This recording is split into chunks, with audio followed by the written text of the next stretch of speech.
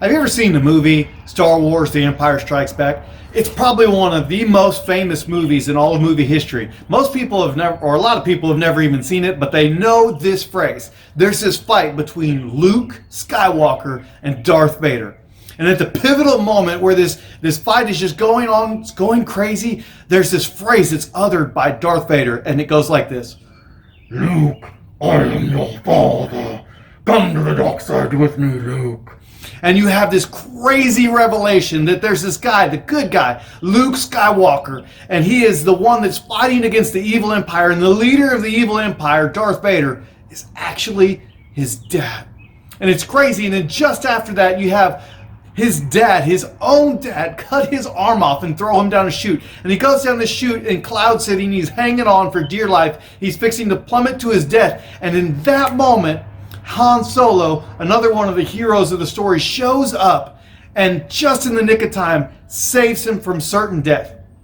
And so he was having what I would consider one of the worst days ever. You have a guy that's evil empire and he is your father. A day that you definitely don't want to remember. It's a day that you wish had never happened. We've all had days like that, haven't we? I remember one of my worst days was actually when I was a senior in high school and I had this scholarship interview that I had done for college, and I came this close to getting a full ride to the one college that I wanted to go to. One college I wanted to go to came this close, and it ends up that I was in the of the 300 people that had made it to that point in the scholarship interview, I was in the half that didn't make it, and it was a bad day. And when I got that rejection letter, I actually burned the letter, and I ended up going to a junior college for 3 years. And I drove an hour there and an hour back. It was a bad day. I look back on that day and I was like, oh, I wish that it had gone a little bit differently. And I know that you've probably had days like that as well. But I want to give you a little bit of perspective. Let's look at Matthew chapter 27, verses 55 to 66. And in that passage of scripture, you have this guy named Jesus, and he's actually hanging on a cross, what I have behind me. He's hanging on a cross. He's fixing to die. And there's these people that are around him, and you see these people, and as it's referenced, there's this woman, Mary Magdalene, and then there's this mothers of James and Joseph, and then the sons of Zebedee. They're watching him die. And then you got this guy, Joseph of Arimathea, in those passages of scripture where they have been impacted by the life of Jesus. And Jesus had helped Mary Magdalene by casting out demons. She was no longer demon possessed, and she was watching this guy die. And then you have the mothers of James and Joseph, and then the mother of the sons of Zebedee. Jesus had chosen their sons as his disciples. He lifted up women in a culture that didn't always value them. And not only that, but you got Joseph of Arimathea. There was this council, there was this, what we would have like the Supreme Court nowadays. There was a similar thing to that back then, and it was called the Sanhedrin. And they actually had just sentenced Jesus to death like the night before. And there's this guy who is part of the Sanhedrin. His name is Joseph of Arimathea. And he goes and he gets the body of Jesus so that he can give Jesus a proper burial. And so you see that Jesus made this huge impact in these people's lives, and there he is dying right in front of them. And then you go a little bit further in that passage of scripture, and you look at it and you see that there's this place where the Sanhedrin that had just sentenced him to death, that had just watched him die on a cross, they want to make sure that he stays dead, that he stays in the grave. And so they put all these guards out front, they seal the tomb, and they make sure that he's not coming out of the grave on the third day. Things look bleak, because there's no coming back from death. Is there? Well, you guys may know the rest of the story. You may know what happens after that. But what I want to point out to you is that, let me give you a couple of applications. I mentioned Star Wars and I mentioned my story because God is better than Han Solo.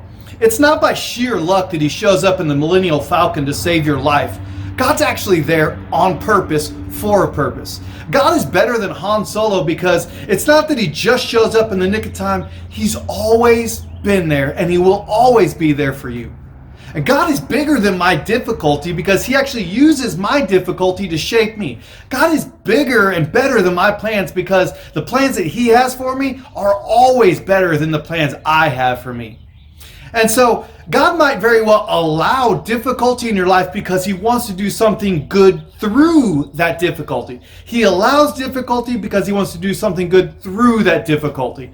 And things often look most bleak just before we see God show up in a big way. And for me, God used me missing out on that scholarship to actually bring me to a place that I could hear him call me to ministry. God used me missing out on that scholarship to introduce the best friends in my life at that moment in time. They're still my friends from 20 years ago.